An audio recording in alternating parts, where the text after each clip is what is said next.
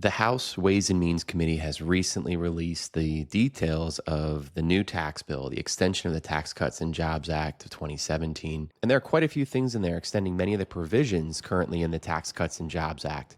But there are also some things that can, I think, additionally help retirees if they're able to take advantage of them. The purpose of the video today is to cover that, to cover what the next steps are, and to also cover some of the things that are not in the bill that have been talked about that could have an effect on retirees. And before we dive any further, I just want to really express that this is still in the early stages of the actual process here. It's just passed the committee. It hasn't yet passed the House, nor has it passed the Senate, nor has the president signed any of this yet. So we're still in the early stages. There could be a ways to go. But if there's anything that we can take from this, I think we're going to see what Congress is focusing on and what they view as the priority when it comes to tax law affecting us for future years ahead. If we've not yet met, my name is Danny Cieniewicz. I'm a CFP professional from Hyperion Financial. Make sure you subscribe to the channel. That way you'll be able to follow along with additional updates, whether it be via tax law or learn about tax planning in general for retirees. So many of you may be aware of all the different things that were discussed in the 2024 campaign trail. One of the big things was tax laws. We know that the Tax Cuts and Jobs Act is expiring at the end of 2025. Being that that's the case, one of the priorities of the early Congress and of the president need to be enacting further tax law, or else we would revert back to the previous tax law prior to the Tax Cuts and Jobs Act. Being that Republicans hold both houses of Congress and President Trump has pretty much explicitly stated that he wants a certain agenda moving forward, it's hard to imagine that they're going to let this happen without passing some semblance of legislation. But let's first cover what's actually in the proposed bill. And again, with these being subject to change, we can at least see what some of the priorities are for the current Congress. The first thing that we see in there, and this shouldn't be much of a surprise, is an extension of the current tax brackets that we saw from the 2017 Tax Cuts and Jobs Act. Those essentially would be looked to made permanent, or at least would be extended further down the line. That being the case, it would be lower than what the previous brackets were prior to the 2017 Tax Cuts and Jobs Act. So for retirees, this could be a welcome part of the bill. Another part of the bill is that the standard deduction would be not only continued, but enhanced, and potentially in two ways. The first way would be an enhancement for all filers. It would make the 2017 standard deduction permanent, but we would also see an increase for single, head of household, and married filing jointly filers. This would only take place from the tax years 2025 to 2028, however, so we could see a decrease in the standard deduction, or at least a leveling off in years beyond 2028. But when it comes to retirees and seniors, there could be an enhanced deduction that's at least been proposed. And this deduction helps seniors who are over the age of 65. So if you're over the age of 65, it's a total of $4,000 of an additional deduction that you'd be eligible for per eligible filer.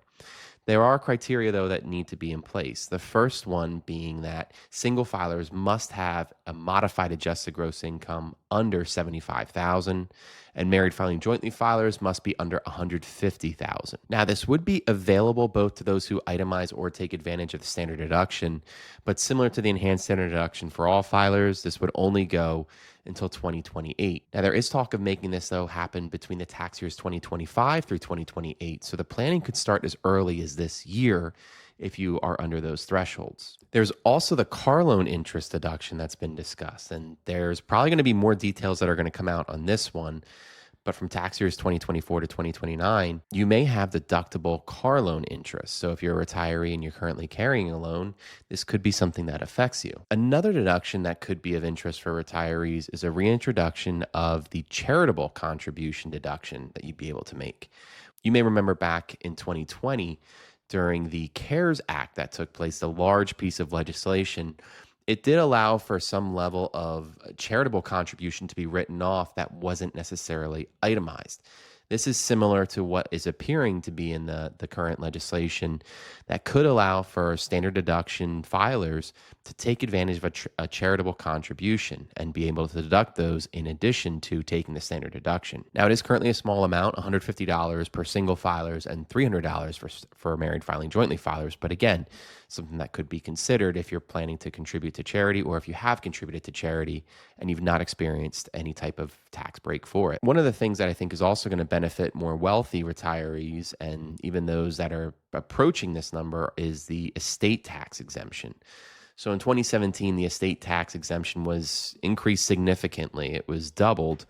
And it's since been indexed for inflation ever since then. Based on the Tax Cuts and Jobs Act sunsetting in 2025, we would have reverted back to the old estate tax exemption.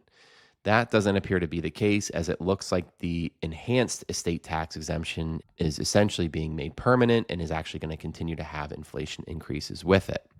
So, as a result, this could affect retirees who are starting to really accrue wealth, and it could take away from some of the estate planning issues that they would have had if the Tax Cuts and Jobs Act would have sunsetted. There are two things I think to continue to keep an eye on, and there maybe is going to be some massaging out that both of these would need to do. The first one is the rule with some of the itemizing of deductions and how that'll work. Now, there are some retirees, I'm sure, that are still itemizing their deductions, and one of them that's been a hot topic of discussion is the SALT deduction, otherwise known as the state and local income tax deduction. This affects retirees who are maybe more in high tax states, such as California or New York, or who face high local tax ordinances. In this case, if you're paying a high amount in your state and local tax, you're eligible to utilize this and write off as potentially part of your itemized deductions. However, in 2017, this amount was decreased to $10,000. So if you had gone beyond that amount, you would only be able to deduct up to $10,000. You can almost rest assured that this is going to be a point of discussion for the House and for senators. And you could see, I think, some crossing of the party lines in this case for Republicans who are in high tax states or Democrats who are in low tax states. We may notice that there could be some negotiation taking place. As far as retirees are concerned, though, this is one just to continue to keep an eye on and understand that while this can change, if you're itemizing your deductions and utilizing the SALT deduction, this will have a direct effect on you. Now, by no means am I going to predict what's going to happen here, but I certainly do think there's going to be some modifications and changes that take place in both House and Senate negotiations. I don't think what you're going to see in this current bill is going to necessarily be the final bill.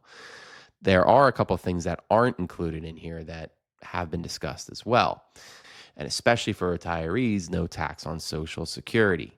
There's currently not much in here in terms of providing any type of context on what that would look like. Now, there are a couple standalone bills that have been discussed in regards to no tax on Social Security. And for more information, I'm linking to a video right now of some of the things that have been discussed and some of the potential areas when it comes to Social Security that can be addressed about how do you pay for it and how can it benefit seniors. Ultimately, I think the takeaway should be this, though. If you're a senior and you're currently in retirement, you want to make sure you're doing everything you can to lower that tax bill. And one of the things I think is making sure you're aware of what the tax law is, and that's obviously what the purpose of this video is. But having a plan in place and making sure that you can combat the rules is every bit as important. By checking out the quiz below in the description, you'll be able to see how tax ready your retirement plan is. And one thing that our team and I at Hyperion Financial try to guide people towards is staying away from tax traps. And that's exactly what I'm linking to right now. There are 6 tax traps that retirees fall into. If you click here, you'll check out that video and be aware of what they are and be able to avoid them.